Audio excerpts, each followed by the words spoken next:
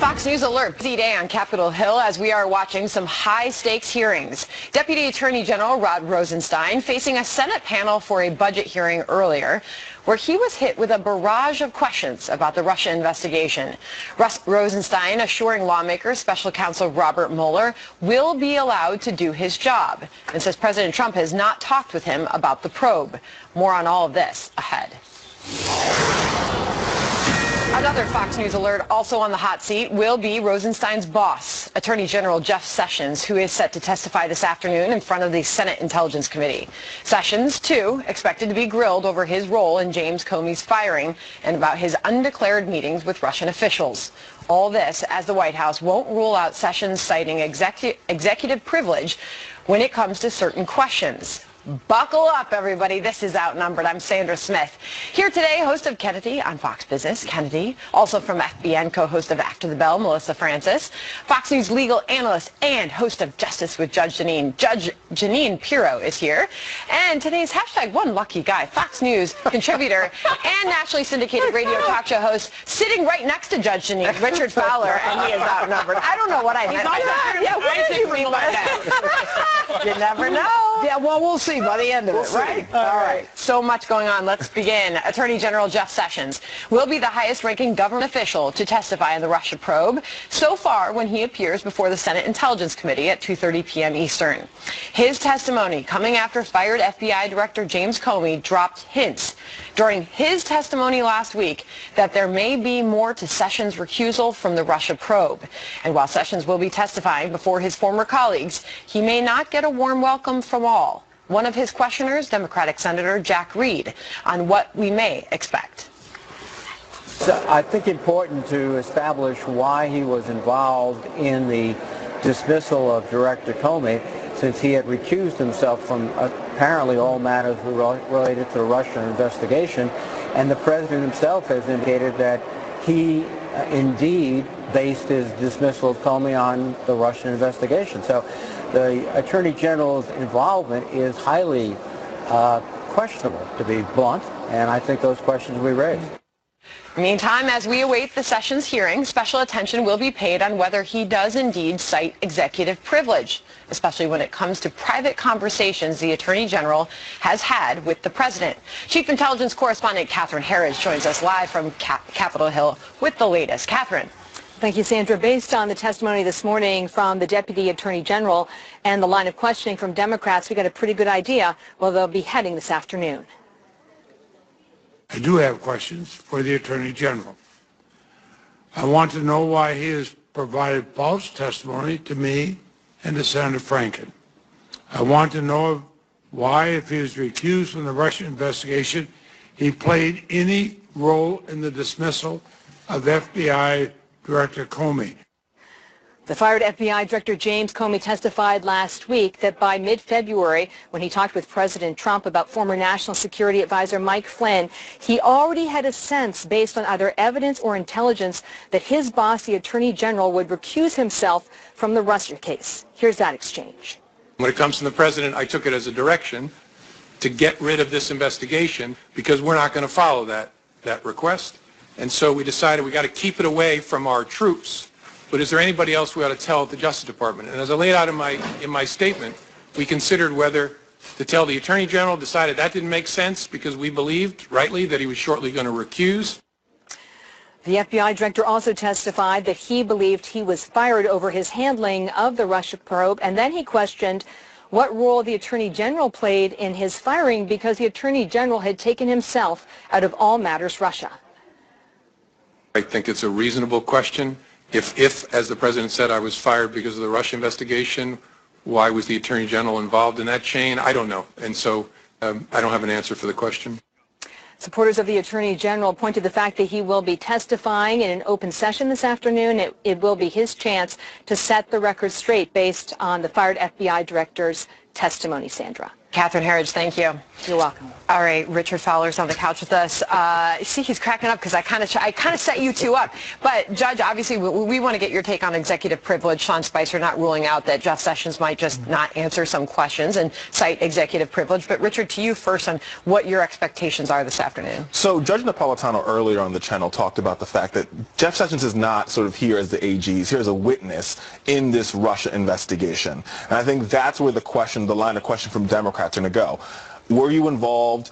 Donald Trump has said in the Lester Holt interview that he indeed fired James Comey because of Russia, and Russia was part of it. So were you involved in that firing, and how involved were you? I think that's going to be the line of questioning coming from Democrats. Judge? I don't think that Jeff Sessions is testifying just to talk about Russia, just like Rod Rosenstein wasn't there just to talk about the budget. I mean, anything is really subject to questioning. Agreed. All right, you know where the Democrats are going. The Democrats are going to try to make this man look like a liar. Here's the problem. He is experienced in Congress, in testimony as a prosecutor. This is a guy who understands the ways of congressional hearings, and he is a very ethical guy who took himself out of this whole Russia thing when honestly I don't think he had to. If you look at Eric Holder, did he take himself out of anything? No. But Sessions is such an ethical, honest guy that he made the decision, you know what, let me get out of this so that no one can be concerned. I was working with the president to get elected, and someone might see the appearance of impropriety. But talk to the legality first of that. Can he invoke executive privilege? Absolutely. Absolutely. Jeff Sessions can invoke executive privilege for a number of reasons. If national security is an issue, or if there are public discussions with the president that shouldn't be subject to the public domain, or if the information is classified, this is totally legitimate. Now, then, however, there may be litigation if someone, questioning says, you know what, I don't really buy that. I want the answer to this, and I could see that happen. Well, I guess the issue is, having seen Lois Lerner make her grand statements when she was testifying on the Hill, and then invoke the Fifth. I think that's what the public, and certainly some of these lawmakers and these senators who know Jeff Sessions best, that's what people don't want to see. I don't appreciate it when someone cherry picks and decides when they want to dive into the bunker of salvation to save themselves from some intense grilling. However, I'm not a huge Jeff Sessions fan. I've got a number of reasons why I question his ability to be the Attorney General in this country, but they don't necessarily have to do with this case. I want him to answer some of the questions about what the president has said publicly. Well, you may want him to answer questions, but here's the truth. About what the president said publicly. Lester Holt. There are legal guidelines. It's not about what we want to hear. It's like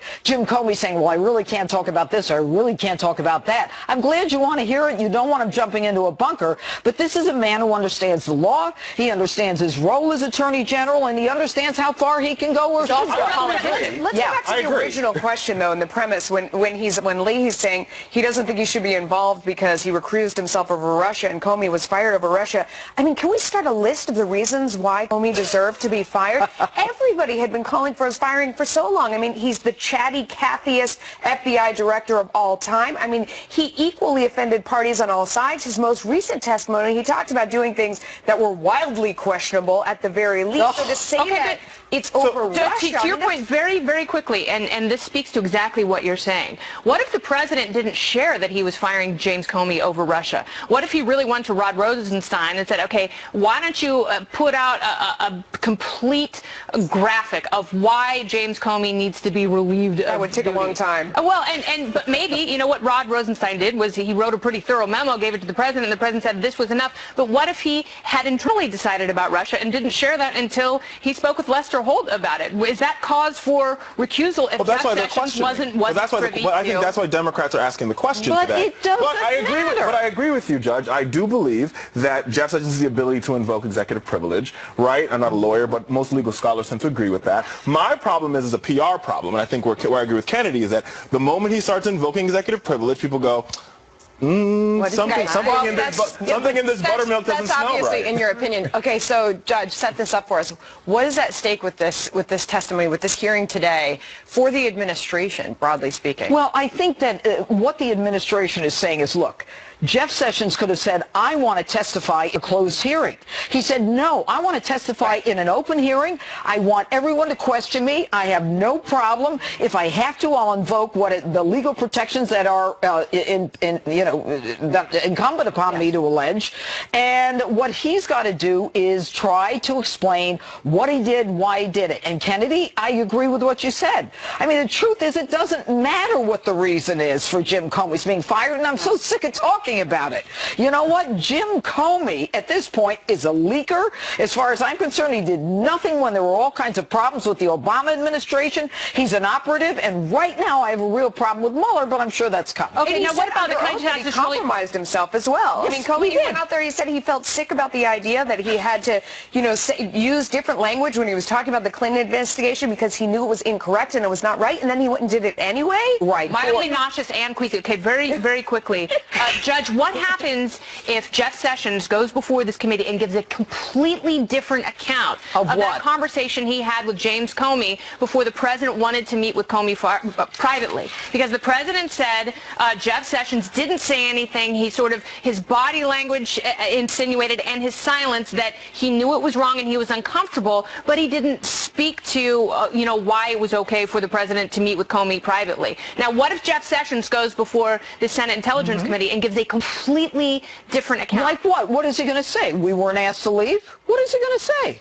He can say, well, no, I told him that he's going to go in there and get the business end of that arm. So that's such a hypothetical. Here's the bottom line. It's not. What if there's we'll see if Where do you that go happens. from there? Where you go from there is you continue to ask and you continue to dig. And that's why Sessions had said, put me out there, put me in, coach. I'm ready to answer. We'll see. Yeah, that's the read you're getting on it. All right, it's going to be a huge day. We are going to be waiting for that testimony from Jeff Sessions. Of course, we will bring that to you, that hearing before the Senate Intelligence Committee, live right here on the Fox News Channel. Our special coverage helmed by Bill Hemmer and Shannon Bream. It all begins at 2 p.m. Eastern Time today, so keep it right here on Fox News Channel. That all coming down in just a couple hours from now. All right, meantime, we have more of the testimony from the DOJ's number 2, Rod Rosenstein. What he is saying about the independence of the special counsel, Robert Mueller. Plus, speaking of Mueller, the new questions about his legal team's impartiality. The sizable political donations some of his new hires have made to Democrats. How big a problem this could be, and the furious reaction. We will debate that next. And after the show, you can join our live chat by clicking the Overtime tab at foxnews.com/outnumbered, or go to facebook.com/outnumberedfnc. The conversation continues there. Send your questions now. We will read them. And of course, you can also tweet us now during the show. We'll see you after as well. I would like to take a moment to... That's who we are. Spectrum, redefining what a cable company can be. All right, it's a big day. We're awaiting Attorney General Jeff Sessions' hearing on Capitol Hill, where he is expected to face tough questions over contacts with Russian officials and the firing of FBI Director James Comey. But before that, his second-in-command, Deputy Attorney General Rod Rosenstein, testifying before the Senate Appropriations Committee earlier today. And he'll also be meeting with House lawmakers. The hearing's supposed to focus on the Justice Department's budget, but Rosenstein being grilled about the Russia investigation. He assured lawmakers that special counsel Robert Mueller is being given full independence. Watch. You have my assurance that we're going to faithfully follow that regulation, and Director Mueller is going to have a full degree of independence that he needs to conduct that investigation appropriately. Rosenstein also being asked about reports that President Trump hasn't ruled out firing Mueller. Here's his exchange with Senator Susan Collins. If President Trump ordered you to fire the special counsel, what would you do? Well, Senator, I'm not going to follow any orders unless I believe those are lawful and appropriate orders. Under the regulation, Special Counsel Mueller may be fired only for good cause, and I am required to put that cause in writing. He also testified that he had no discussions with the president about the special counsel at any point. Kennedy, you were having a strong reaction during that exchange. What was that? To that exchange, I was actually just wait, no. No, and here's what it is. I'm just curious to see what the balance will be between. I mean, I'm watching Rod Rosenstein's testimony because I'm very curious about the budget at the Department of Justice. You know, that's the thing as a fiscal conservative that I just want to make sure that they really put the screws to those guys and make sure that they're pinching every penny and counting every dollar. Having said that, I think, you know, a little bit of drama sprinkled in. It's like being an astrophysics PhD and every once in a while watching the Kardashians. There's that. Also, I think the way that he handled that question was excellent because all these hypotheticals thrown at you in these hearings, why in the world, as a witness, would you take on a hypothetical? How stupid do you have to be, right? Right. Why would I answer hypotheticals? Exactly. And when he said that, I said, you know, this guy's an experienced prosecutor. He knows how to answer questions. Right. And, you know, all of this craziness, what if? We've been waiting for the connection between the Russians and the president for the last, 10 months? And still, nothing. We're still, what if? Well, let's focus on something real. Yeah.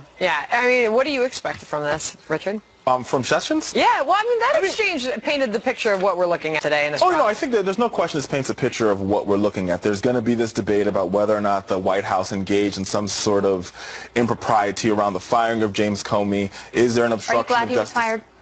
I mean, here's the thing. I think the timing on it was bad, right? So if it were me and I were the President of the United States, I'm not, I would have fired him my first day in office. I said, listen, I don't think you're good for the job. You got to go. I think the timing of this is why we're still talking about it, because the White House has created a lot of self-inflicted wounds. From a PR perspective, if I was the President of the United States, no matter what question I'm going to get about Comey or Russia, my answer is going to be like, well, I don't want. There's an active investigation. I want to talk about it, but let's talk about my health care plan and what we're going to do to save the country. I agree He has with you. no pivot. He has no ability to pivot. I mean, when you go out to any other part of the country and you talk to actual people, and I'm sure so many of our viewers, they're talking about health care and tax cuts and tax reform. I mean, number one, more than any of the rest of this. And while this is all interesting, we don't want, you know, anything nefarious going on in the government. At the same time, these people need to get to work. That's the point.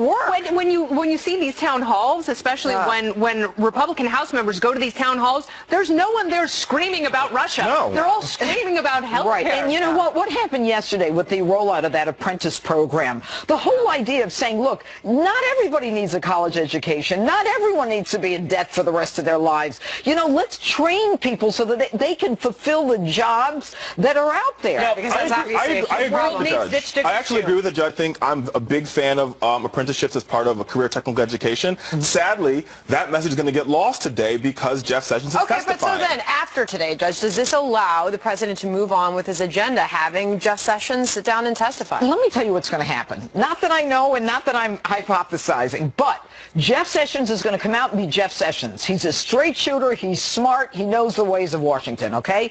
But the Democrats are going to say he lied. The Republicans are going to say let's move on. And the country's in a mess because the Democrats at this point can't work on behalf of the American people. No, they're going to say no. They are going to say can I just say this one point? This is the one point I will make. I say the same argument every time. I think Sanders heard me say it, Kennedy has heard me say it, and I will say it again.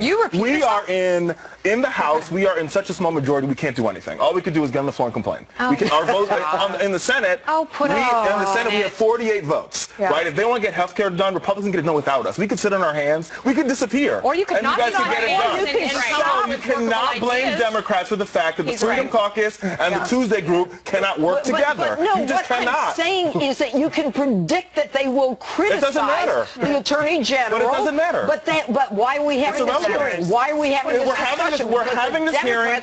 No, that's not true. We're having this hearing. Richard Fowler, how dare you? That's a cop-out. We're having this hearing. Look at some of the legislation on criminal justice reform alone that has been bipartisan. And I think if Democrats come up with good solutions and actually work with let's talk about criminal justice reform. When President Obama was in office, we tried to get criminal justice reform done. Democrats, Republicans working together, still couldn't get through the House because of House Republicans. Number one. Number two, the intelligence investigation is a bipartisan one, and I actually think it's a good bipartisan investigation where Richard Burr is concerned about Russia engaging in our elections just as well as Mark Warner. Get to it. Get But let's be very real. But let's be very real. You do not, as a prosecutor, say this person must have committed a crime. Ergo, I will spend all my resources to identify. Oh, so the Mueller investigation is one about some sort of criminal intent. The Senate investigation is a fact-finding investigation to hopefully dictate how we legislate, making sure that elections are safe. Okay, you guys said you were going to get along so beautifully. That didn't happen. We actually like each other. You see what happens on the couch. We're not on camera. In the meantime, Robert Mueller facing new questions about whether he can remain neutral when it comes to spearheading the Russia investigation. This amid multiple reports that at least 3 of 5 new hires on his legal team have donated almost exclusively to top Democrats, including former President Obama and Hillary Clinton. Former Speaker of the House, Newt Gingrich, who has been highly critical of Mueller's appointments, believes his legal team can't be impartial because of their links to the left. Watch. I do think the congressional Republicans ought to look into this. Mueller's first 4 hires were all Democrats. One of them had worked for the Clinton Foundation. One of them had, in 2 cases, deliberately hid evidence from the defense, one of which was repudiated by 9-0 by the Supreme Court. These are bad people. Bad people? Bad people. I mean, these are people who are going to be after Trump. So, Judge, that's one side of the story. The other side, you could say, you know, there are always attorneys that go out there and defend criminals who they don't believe in, they don't agree with. That's their job. I get that. that. So you have to be unbiased in the legal profession no matter what you're doing. What do you think about this? Well, I think being unbiased is one thing. I'm not criticizing someone for the clients they've had in the past. But when you bring on a whole team that has made it very clear affirmatively that their money, their hard-earned money, is going to Hillary Clinton and Barack Obama, and let's investigate Trump. I mean, all you need to do is have half a brain to figure out where they're headed. They are looking for a crime. They are, as far as I'm concerned, prejudging him.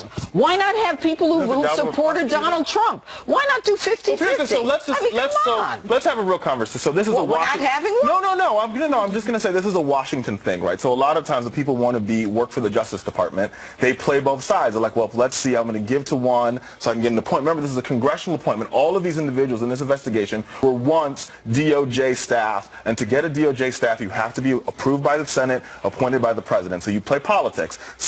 There's probably some out there that have given to George Bush, and maybe you should have picked some of those. But Mueller is above. But he could have gone 50-50. Mueller, I mean, both Democrats and Republicans can agree, including Newt Gingrich 2 weeks ago, that Mueller is above reproach. He's the one in charge of this investigation. He's like this with Jim Comey. Mueller and Comey are buddies. But remember, the Trump administration in the assessment of who you're going to believe, whether credibility is at stake, if you're friends with one witness as a judge, I'd throw that person out. I get it. That is not something that is ethically proper. All right, I'm going to jump in because this is to be continued on Outnumbered. Meanwhile, we've got to get to the White House because President Trump inviting senators to meet with him at the White House for lunch today. We're told to discuss health care with those senators. The White House saying Obamacare continues down a death spiral. The president and the vice president meeting with many senators in that room. Let's listen. Thank you very much. Greatly appreciate it. Very happy that you're all here today. Republican senators, we're going to be discussing the urgent need to repeal and replace the disaster known as Obamacare. It was just announced yesterday that 2 million people have dropped out of Obamacare, 2 million additional. They're leaving fast. Premiums have increased by an average of more than 100% nationwide. In North Carolina, premiums have gone up 176%. In Arkansas, premiums have gone up 128%. In Pennsylvania, premiums have gone up by 120%. And I hate to say this to you, Lisa, but in Alaska, they've gone up 207% on Obamacare. You know, I used to mention only Arizona because they were up 116% in Arizona. Now Arizona is like good by comparison to some of the numbers, but they're way up in Arizona also. Insurers are fleeing the market. Last week it was announced that one of the largest insurers is pulling out of Ohio, great state of Ohio. That could mean another 20 counties, at least 19,000 people in Ohio will have no plan at all. Nationwide, 1 in 3 U.S. counties have only a single insurer, and many of those insurers, as you know, have announced that they're leaving. Obamacare has been broken, and it's been a broken promise. One after another, Americans were told that if you liked your doctor, you'll keep your doctor. That was a lie. They were told that if you liked your plan, you'd keep your plan. That was a lie. Americans were told premiums would go down by $2,500 per year, and instead their premiums went up to levels that nobody thought even possible. The House has passed a bill, and now the Senate is working very, very hard, and specifically the folks in this room, and I really appreciate what you're doing, to come out with a bill that's going to be a phenomenal bill for the people of our country. Generous, kind, with heart. That's what I'm saying. And that may be adding additional money into it. Going to come out with a real bill, not Obamacare. And the results are going to be fantastic, and hopefully it'll be announced at the appropriate time, and everyone's going to be happy. But by contrast, Republicans in Congress, as hard as they're working, you have the Democrats on the other side who truly have become obstructionists. Even their new motto, resist. And I guess it's a pretty accurate motto. Every time I see it, I say, that's right. That does represent the Democrats. It's called resist. And it's very unfortunate. And I actually said, if we came up with the greatest health care plan or tax cut, because we're coming out with massive tax cut and tax reform, but if we came up with the greatest health care or tax cut ever in our country's history, we wouldn't get one Democrat vote. It's obstruction. So the Republicans are working hard. We've passed and signed 38 pieces of legislation, which nobody likes to talk about. I think probably seldom has any president and administration done more or had more success so early on, including a record number of resolutions to eliminate job-killing regulations. And we see it all over the country where jobs are starting that would never have started ever under any circumstances.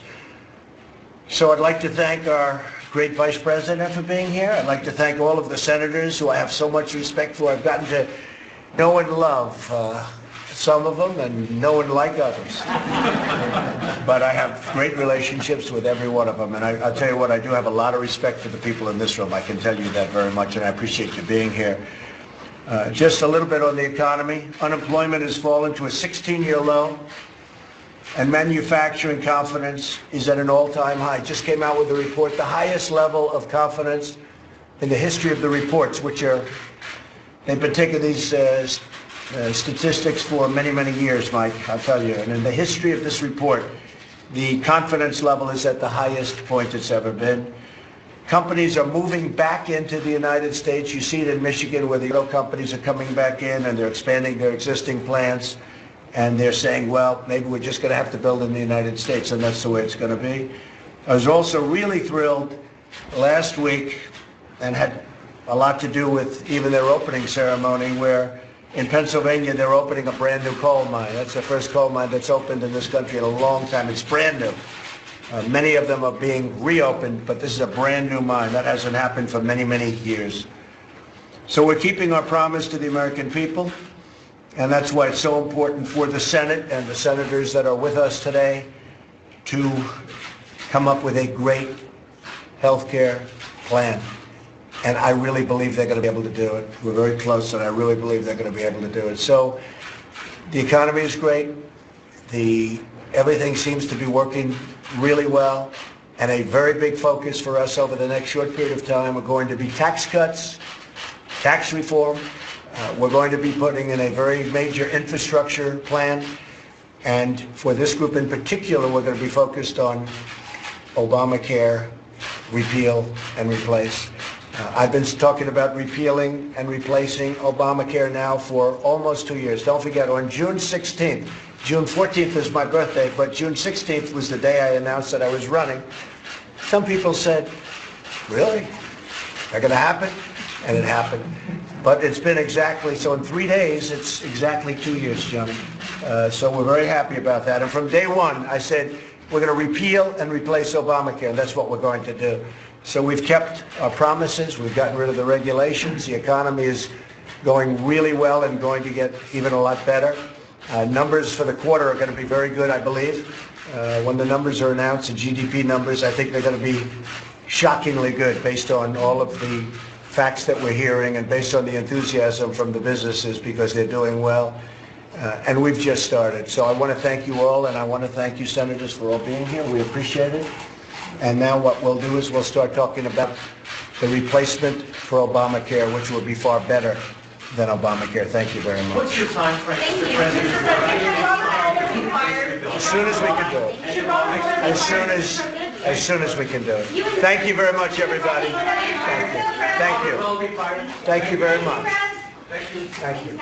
All right, that's President Trump meeting with senators at the White House over lunch today to discuss the health care in this country, saying health care is a disaster, talking the status of repealing and replacing Obamacare. He said Democrats truly have become obstructionists. By the way, I should point out who was sitting in that room among the senators was Senator John Thune of South Dakota, where premiums from 2013 to 2017 skyrocketed 124%. Also Senator Pat Toomey of Pennsylvania, where premiums are up 120%. And also Senator Mike Lee was sitting in that room, Republican from Utah. Utah has seen its market premiums up over 101%. So they were all taking keen interest in meeting with the president today over lunch at the White House. The president then went on to tout the economy and talk about other things, promising tax cuts, also talking about infrastructure, saying more to come. He said it is important to keep our promises to the American people. President Trump at the White House. Kennedy? All right, ousted FBI Director James Comey and his testimony last week, of course, admitting to orchestrating a single leak to the New York Times after his firing. My judgment was I needed to get that out into the public square, and so I asked a friend of mine to share the content of the memo with a reporter. Didn't do it myself for a variety of reasons, but I asked him to because I thought that might prompt the appointment of a special counsel. But now a close source says President Trump may formally accuse Comey of a string of other leaks to the New York Times dating back to at least March. And they're set to file complaints with the Justice Department Inspector General and Senate Judiciary Committee. This, as an independent Fox News review of the Times reporting dating back to January, reveals a host of stories sourced to top FBI and Justice Department officials and related sources that either paint Comey in a positive light or push a message he was unable to personally disclose. Comey testified back in May that he'd never been or directed another FBI official to be an anonymous source for news reports about the Trump White House or the Hillary Clinton email investigations. Melissa. I think that the drive of this is very interesting because the speed and alacrity with which he got that out into the public square, as he said, that's what he said, indicates that he had to have done this a zillion times. And when you look at it, when he said, you know, I had to get it out in the public square, I didn't do it myself for a variety of reasons. Like what? Like the seagulls at the beach. Yeah. Look, here's the problem with that whole thing. As if he was going to walk out a stack of papers to a reporter in his driveway. Yeah, but when you've got Jim Comey deciding that he's going to leak, think about why he's leaking. He leaked for the purpose of getting a special counsel. Wait a minute.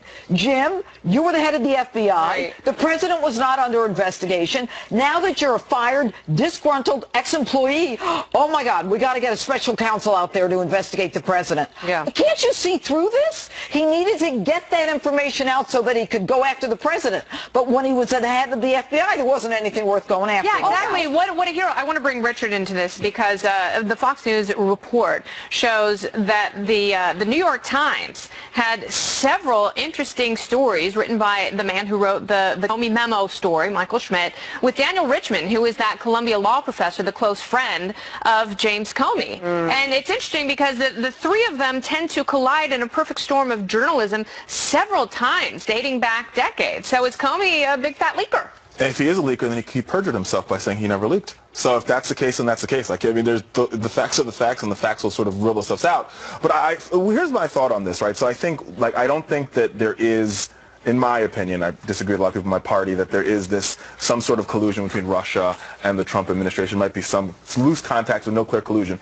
The reason why we're having this conversation, the reason why there's a special prosecutor is because Donald Trump, whether he likes it or not, could have possibly engaged in either an obstruction of justice or there could have been some perjury. There's something there or his own appointee wouldn't have appointed a special prosecutor. You just pushed Judge Jeanine's button. You really did. There's something there. Look. That's what we're investigating. Yeah, but what do we, you know what? Maybe we'll waste the next 4 years saying there's something there. I can feel it in my bones. I got it in my gut. Look, James Comey allowed the New York Times story saying that there were conversations between Russian intelligence and the Trump team. He allowed that to sit from February.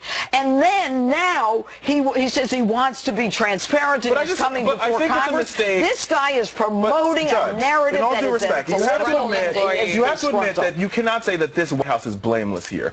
Mike Flynn should have never worked at this White House. And that's why he got fired. That's why he was out. He should have been hired.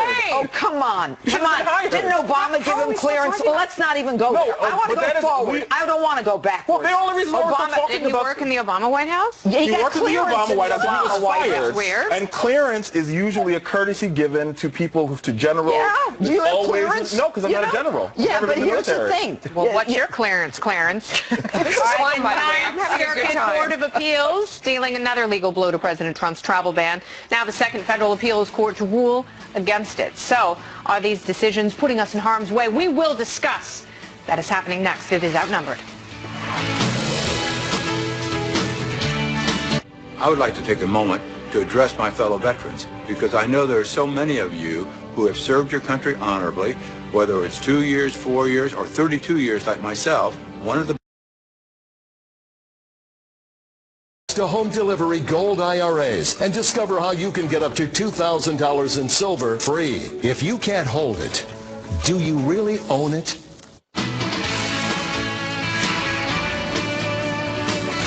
President Trump taking aim at the Ninth Circuit Court of Appeals after it ruled not to reinstate his travel ban of 6 mostly Muslim nations. The court citing one of the president's tweets to support its decision.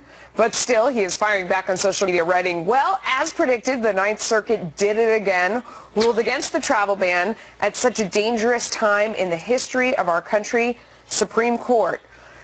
Ranking member of the House Judiciary Committee, Democrat Dianne Feinstein, praising the decision, releasing this statement, quote, the ban won't make any of us safer and fuels anti-American sentiment around the world by sending a message that the United States is taking punitive action against one religion. While presidents have broad authority over immigration, the Ninth Circuit rightly noted that power is not absolute and President Trump far exceeded it.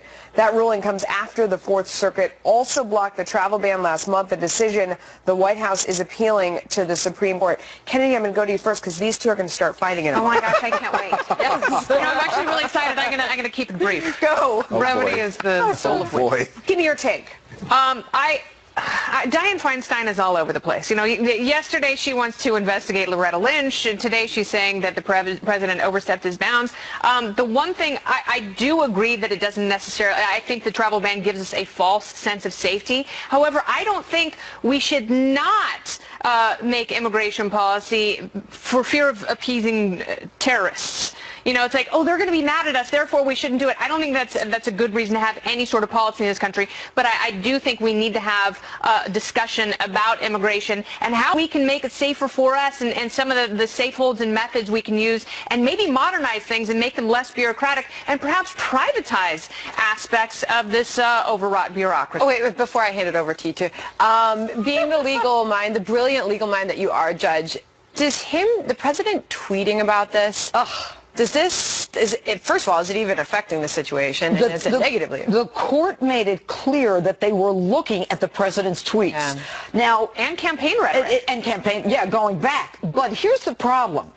Any document, any contract is to be assessed, including the executive order, within the 4 corners of that document. You never go outside of the document to say, this is really what he was thinking, not what's in the document. You look at the document. I've never seen anything like this in my life. So the tweets shouldn't apply, but they are. Right, exactly. The order is based upon the document itself. So that, I think, is what is so educational about this whole process to so many people out there who are watching. ruling. I think a lot of us thought it was supposed to be based just on the document. Well, when you read the writing of their ruling, I mean, that's just maybe one side's interpretation of how the law is meant to be applied. They are being political. This is fundamental contract law. This is, 101. You do not go outside the four corners of any contract document or any agreement. Very quickly before we hand it over to Richard Fowler. And you can also, I think it's fair to look at unintended consequences that follow from what's within the four corners. But I agree with you. Going outside and trying to infer intent is, I think it's very problematic, and no one on either side of the political aisle wants that. Well, I think the intent is clear here. It is a travel ban. Well, the reason he calls it a travel ban, I don't understand how else you would define it.